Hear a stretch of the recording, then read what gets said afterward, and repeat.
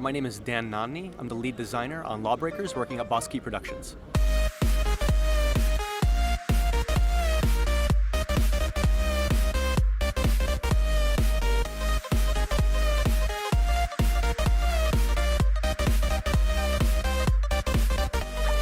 How did you guys at the studio started with creating this franchise? So we started it with Cliff's vision. Cliff wanted to get back into the game industry. He had an idea about gang-on-gang warfare, fighting in some sort of not a post-apocalyptic America. It's been fixed. It's been in another golden age, but the gravity has gone crazy after the moon has exploded. And we started from that idea, and we started working on a game about it. So what can players expect from the world of LawBreakers?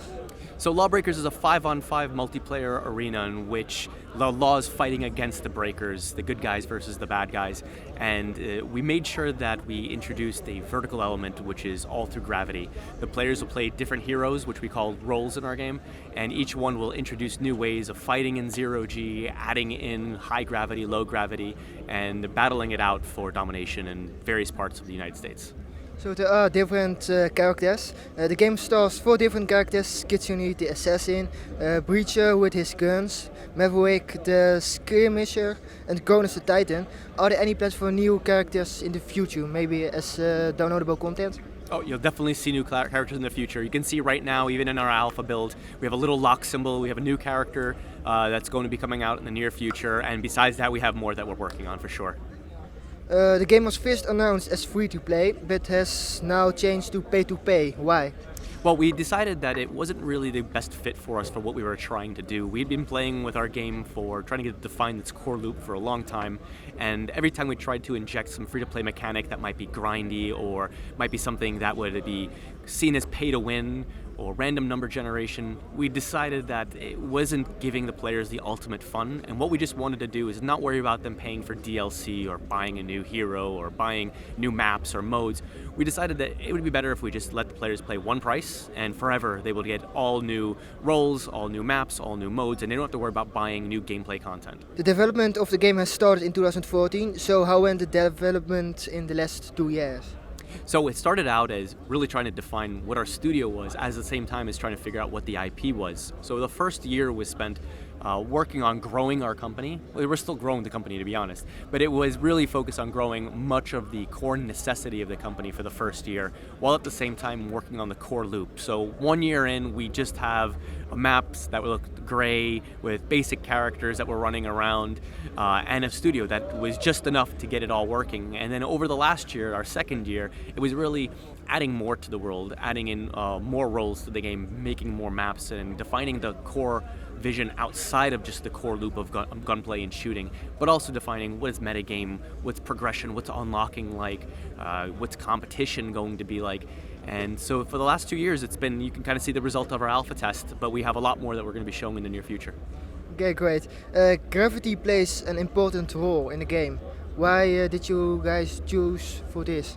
We decided that gravity was just something that we hadn't seen used in the game the way we wanted to do it. Don't get me wrong, there's been games that had zero-G, but to constantly add high gravity, low gravity, take it in, take it out of the map, it gives the players control to alter the playscape, which is kind of fun from a player perspective because they get to change whether or not there's going to be high gravity or low gravity. But at the same time, it gives us a unique way of playing our game. We don't see a lot of games with a lot of verticality in shooter space, and we thought it would be a really helpful thing for us because it would give us a new hook in the game space that didn't exist. The game is about the moon or something that has exploded.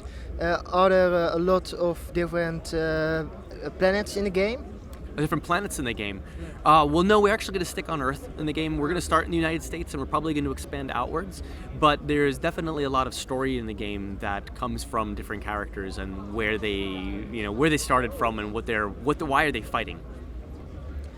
Battleborn and Overwatch has recently released, and Battlecry and Paragon are coming soon. Why should players play LawBreakers and what makes this game unique in comparison with the other titles? LawBreakers is a first-person shooters, and a lot of those games they have heroes or characters. They're character-driven, but the gameplay is vastly different. Our game is an entire package. It's also very different from our different roles that you get to play that interact in Gravity in very unique ways and different abilities that they get to use. From the look of the game, from the mature angle of the game, from the game modes that are unique to our game, the entire package is just a different experience. Back to the past, you have worked at different huge publishers and developers like Electronic Arts and Microsoft. You were also the senior multiplayer designer of Killzone 3. Did you have learned new stuff during your work at these companies that you have implemented in LawBreakers? Oh yeah, I'm constantly learning. That's the beauty of the game industry, is every project you learn something new. It doesn't matter how long you've been working on it. Working for a small company that started out where we were around 10 people, there's a lot that you have to do, and there's a lot that you learn that you don't necessarily have to do or have to learn when you're working with 200 other people in the same office with you. And at the same time, developing an IP from scratch and a new world and a new fiction and new engine, everything is a learning experience. Interacting with people, new people that you never worked with before, those are all new learning experiences, and every day I learn something new. So yeah, you worked at different companies, but how did you get in the company Blezinski Productions? So I've worked with Arjan Brussee since Killzone franchise in Amsterdam, and I worked with him again at EA Visceral on the Battlefield franchise. And when I found out that he was starting up a new company with Cliff, I thought that would be a fantastic opportunity, and I came aboard with him. So I'm from the Netherlands, and how was your time in Amsterdam? I love my time in Amsterdam. I lived in Amsterdam for about a year and a half of that time, and I lived in Haarlem for another year. And I absolutely love Netherlands, Amsterdam, and I can't wait to revisit it again. Did you also visit other cities? Yeah, we visited down to Maastricht, we headed to Utrecht. My son was born in Amsterdam. We got a chance to really explore, and it was beautiful. Okay, nice. But back to the game. When does the game comes out, the full release?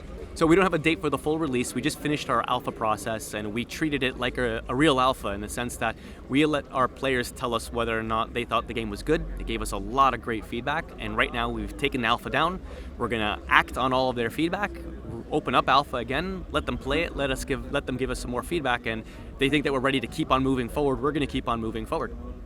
Okay, the game is coming to PC, but are there any plans to release the game later on the Xbox One or PS4? So being that Blezinski is a small company, we're focusing on the PC to make sure it's its best experience as possible on the PC.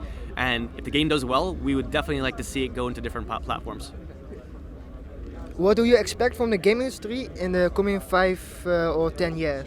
Well, I think we definitely are seeing VR as a big push in the game industry, and I think that we're going to start seeing what can VR give the gaming industry as a brand new platform, what new games or new experiences that we can have, and how our games that currently exist maybe take advantage of VR. I think it's going to be really fun, and I can't wait to see what happens.